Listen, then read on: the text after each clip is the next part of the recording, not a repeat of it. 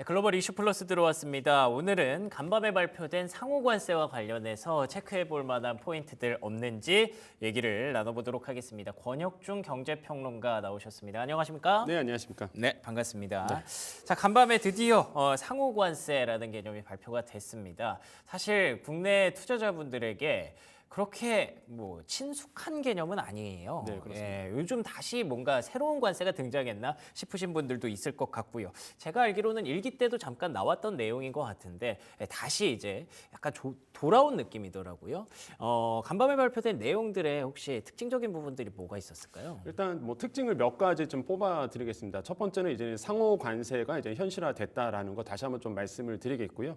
두 번째로는 이제 자유무역 협정을 맺었던 이런 동맹국에서도 사실상 이제 관세가 적용이 된다. 이 일각에서 좀 말이 많았습니다. 우리나라는 한미 FTA를 맺었기 때문에 사실상 우리나라의 제품의 98%는 무관세로 들어가고 있거든요. 그래서 일각에서는 이런 얘기가 있었죠. 이번에 이제 상호 관세가 와도 사실상 뭐 관세가 0%인데 서로들 0%인데 뭐 이게 대해서 우리가 영향을 받겠느냐? 그쵸. 영향은 덜 할 거다라고 이제는 얘기가 났었는데 이번에 이제 밝혔던 상호 관세의 핵심 부분은 이런 얘기를 합니다. 어떤 거냐면 비관세 장벽도 조사하겠다라는 거예요. 그러니까 비관세 장벽, 예, 비관세 장벽은 뭡니까? 결국에는 환율 따져 보겠다. 네, 맞아요. 그 다음에 이제는 조세 제도, 그 나라에 있는 조세 제도를 뭐 들여다 보겠다. 대표적인 게 이제 유럽에서 하고 있는 디지털세 이런 거거든요.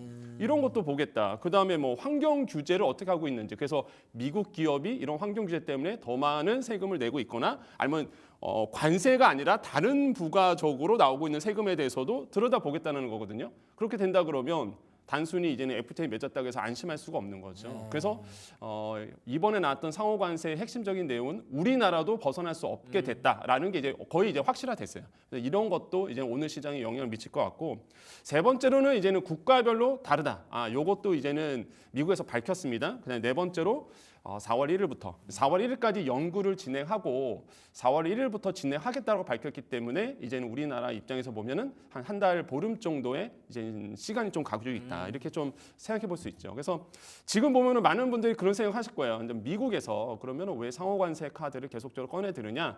이것도 이번에 트럼프 대통령의 목소리, 그다음에 관계자의 목소리에서 이제 확인이 됐는데 첫 번째로 본다 그러면 국가 부채를 축소하겠다라는 거예요. 그러니까 이 관세를 통해서 국가 부채를 이제 축소하려는 의도가 있고요.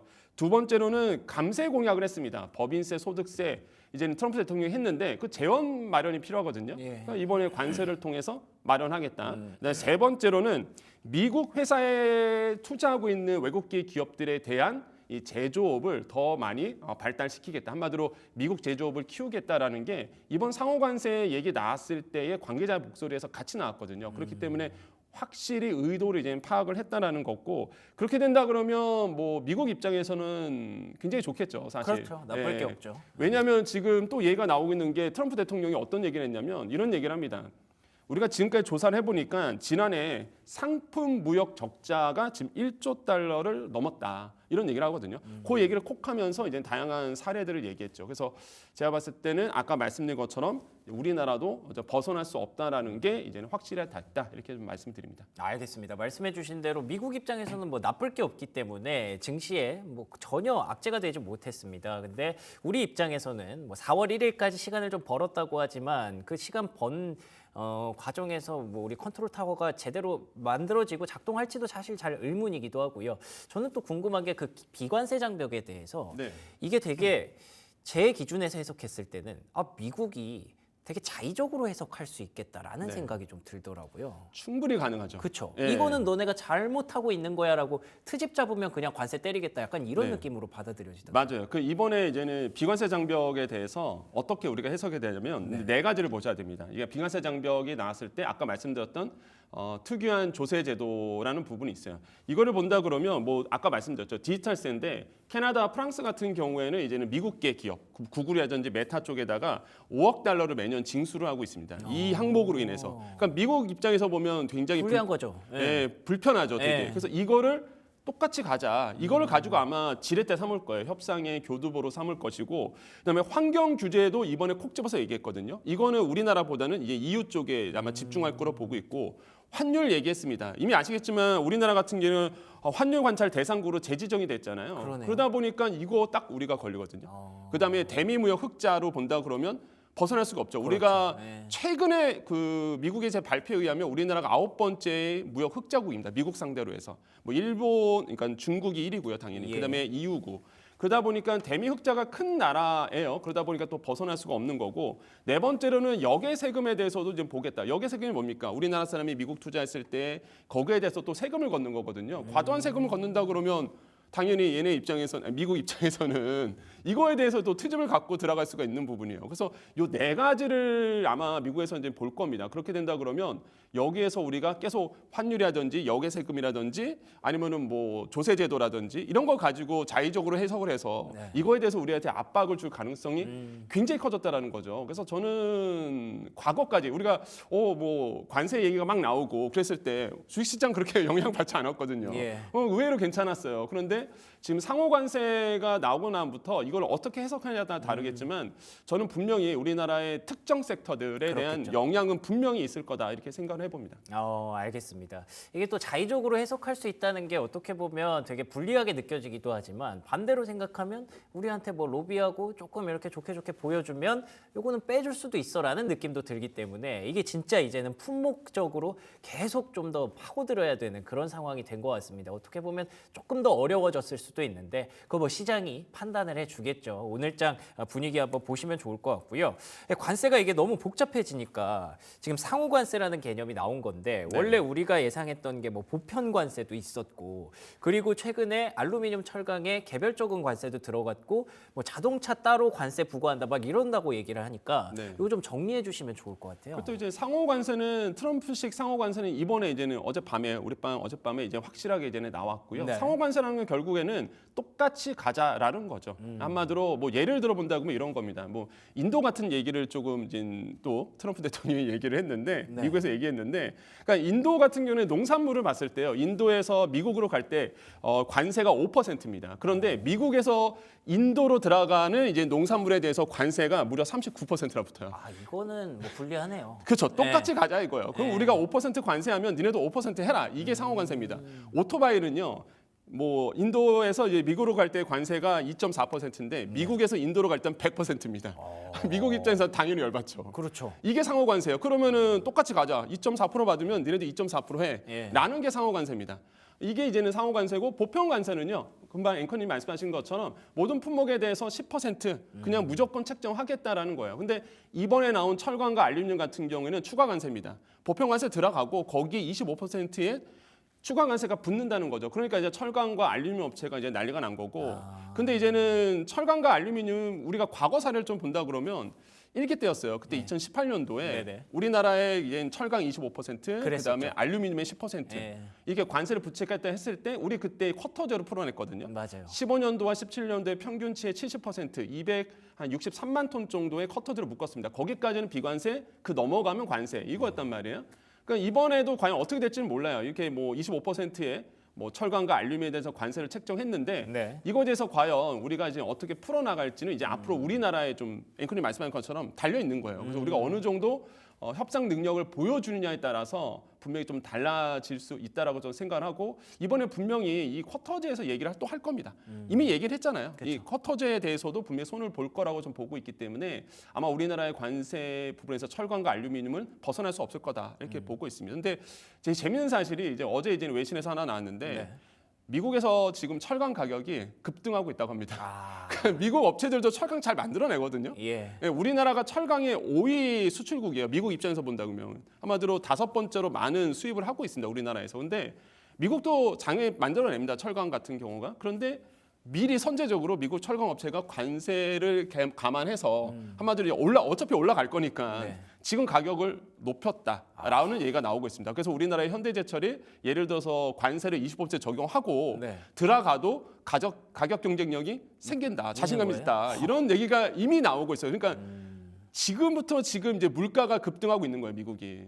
예, 그러니까 우리가 요걸 가지고 아마 협상력을 또 증대시킬 수 있는 거죠. 예. 거 봐라, 니네 이렇게 하니까 물가 이미 올라가지 않느냐. 예, 이거에 대해서 우리가 잘 얘기하자. 이런 식으로 이제 접근할 수 있는 부분이죠. 그래서 이런 어떤 장단점이 지금 시장에서 굉장히 발빠르게 돌아가고 있고 아마 오늘 시장에서도 그런 내용을 아마 반영이 될 겁니다. 예, 이런 것도 이제 체크를 해보셔야 될 것 같아요. 이 시장이라는 게 참 흥미롭네요. 어차피 관세 올라가고 철강 가격 올라갈 테니까 미국에서 우리도 철강 지금 올리자라고 이게 어떻게 보면은 풍선 효과가 나오는 거죠. 뭐 미국에서 예상하지 못했던 그게 결국 미국 시장에 인플레이션 우려로 작용할 수 있고 그러면 사실 트럼프에게 또 역풍이 될 수 있거든요. 그래서 최근에 뭐 의회에서의 움직임이라든지 어떤 여론적인 움직임에서 뭐 물가 걱정하는 기사가 굉장히 많이 쏟아지더라고요.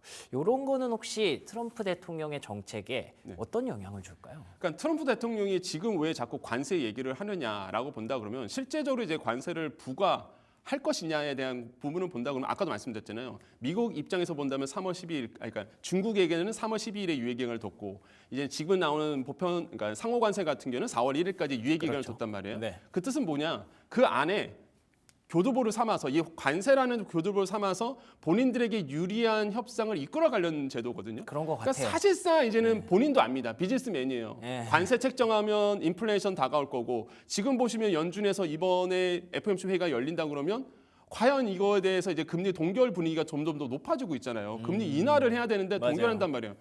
트럼프도 모르겠습니까? 트럼프 대통령 당연히 압니다. 당연히 알죠. 당연히 알고 있어요. 그래서 물가가 높아진 것에 대해서는 굉장히 부담스러워할 거란 말이에요. 그래서 제가 봤을 때는 속뜻은 분명히 자국 보호 무역주의를 확대시키기 위한 교두보다. 그러니까 한마디로 지금에 나오는 관세 정책을 고스란히 다 25% 관세 이건 아니라는 거죠. 국가별로 다를 것이고요. 아마 품목별로도 다를 겁니다. 그렇겠죠. 그래서 결국에는 본인에 대한 자국 산업을 키우기 위한 것으로 활용하려는 의지가 더 많다라는 거예요. 그래서 여기서 이제 체크 포인트는 뭐냐 그러면 네네. 그럼 우리나라와 관련돼서 어떻게 될 것이냐라고 이제 많은 분들이 궁금해하시죠. 그러면 가장 많이 눈에 들어오는 게 자동차, 반도체입니다. 그 자동차 같은 경우에는 우리나라 작년 기준을 봤을 때 수출 1위입니다. 2위가 이제 반도체란 말이에요. 그렇게 된다 그러면 이제 자동차는 어떻게 영향을 받을 것이냐라고 본다 그러면 미국 입장에서는 불편하거든요. 자동차 계속적으로 한국에서 들어오니까 이거에 대해서 아마 다른 협상을 가져갈 가능성이 굉장히 크다라고 저는 생각을 해봐요. 그래서 저는 솔직히 반도체는 걱정 안 합니다. 반도체는 대체제가 없어요. 그렇죠. 예, 뭐 우리나라에서 만약에 메모리 반도체 수출 안 하면 미국 IT 기업, 전자 기업 어떻게 할 겁니까? 디램 안 들어갈 수가 없잖아요. 예. 가뜩이나 이번에 하반기부터 아마 이제 PC 교체 수기가 돌아오잖아요. 윈도우 10 이제 업데이트가 안 됩니다. 그러면 이제는 하반기에 업데이트 안 되거든요. PC 교체 수기가 돌아온단 말이에요. 그럼 거기에 디램이 들어가죠. DDR5가 들어갈 텐데 그거 어떻게 해결할 거예요? 우리의 무기네요. 어떻게 답이 보면. 없어요. 네. 미국 입장에서는. 그러면은 반도체에 대해서 지금 계속적으로 뭐 관세 얘기를 콕 집어서 얘기하고 있지만은 이런 거예요. 얘기는 하지만은 실제적으로 답은 없기 때문에 이거에 대해서 이제는 분명히 우리가 딜을 이뤄갈 것이라는 거죠. 겁을 주고 비즈니스를 한다. 이런 포인트라고 좀 이해하시면 되겠고.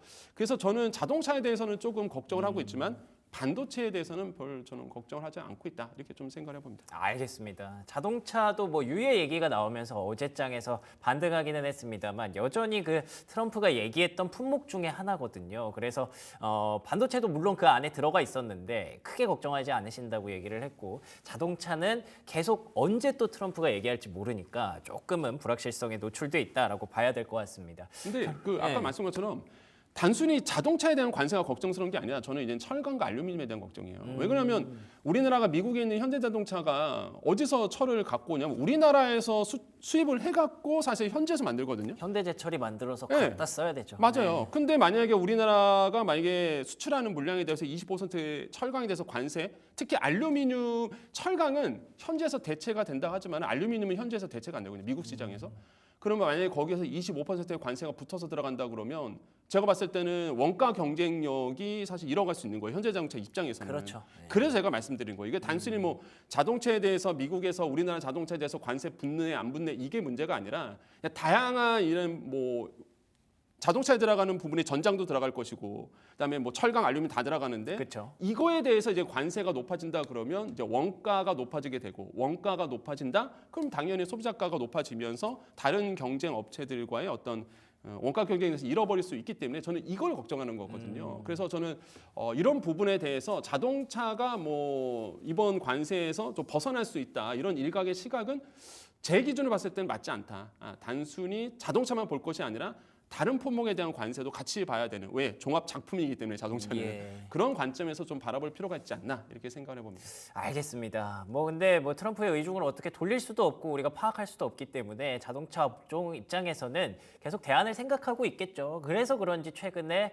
또 정의선 회장이 뭐 트럼프 아들이랑 뭐 골프를 친다더라 뭐 이런 얘기도 좀 들리고 있는 것 같고 그게 아마 다 연결이 되어 있는 그런 뉴스 플로우라고 생각이 듭니다.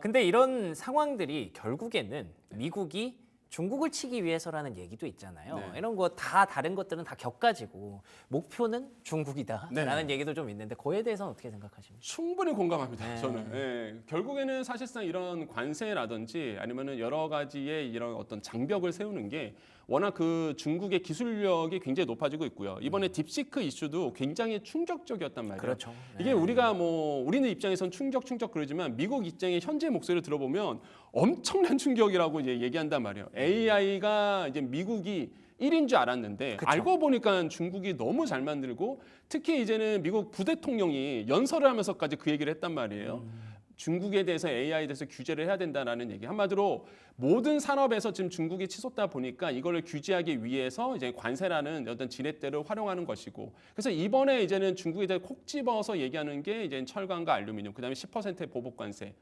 보편 관세 네. 이렇게 이제 얘기하고 있단 말이에요. 그래서 결국에는 중국을 누르기 위한 부분이라고 보시면 되겠고요. 곁들어서 이제는 다른 나라도 이제 같이 보고 있다라고 생각을 해봅니다. 그래서 저는 이게 그러다 보니까 그 미국의 그 이번에 인터뷰 나왔을 때 어떤 걸 느꼈냐 그러면 콕 집어서 얘기했거든요. 이게 철강과 알루미늄에 대해서 얘기했을 때 이거는 뭐 단순히 그 품목에 대한 관세가 아니라 국가 안보 차원에서의 어떤 의지다라는 얘기를 했습니다. 예. 담당자가. 그 뜻은 뭐냐면 이런 관세에 대해서 특히 중국에 대해서의 어떤 국가 안보 측면에서도 접근을 한다는 얘기거든요. 그러네요. 시각이 그렇다는 얘기예요. 그래서 네. 이게 쉽사리 뭐 풀릴 문제는 아니다라고 생각을 해봅니다. 알겠습니다. 결국 이 관세가 계속 시장에 걸림돌이 되고는 있습니다만 그래도 어느 정도 내성이 생기고 적응하는 과정에서 각자의 해결 방안들을 각 나라들이 그리고 기업들이 조금씩 찾아내고 있는 것 같아요. 그래서 그런지 최근에는 시장 영향력이 조금은 떨어지고 있는 건 사실입니다. 근데 그럼에도 불구하고 계속 말씀해 주신 대로 이제 우리나라 입장에서도 현실적인 리스크로 다가왔기 때문에 상호 관세 그리고 자동차 업종에 미치는 영향 그리고 철강 관세가 과연 어떤 나비 효과를 만들어 가는지 이런 부분에 대해서는 여러분들 계속 지켜보면서 천천히 대응을 한번 마련해 보도록 하겠습니다. 지금까지 권혁중 경제평론가와 얘기 나눠봤습니다. 오늘 좋은 말씀 고맙습니다. 네, 감사합니다.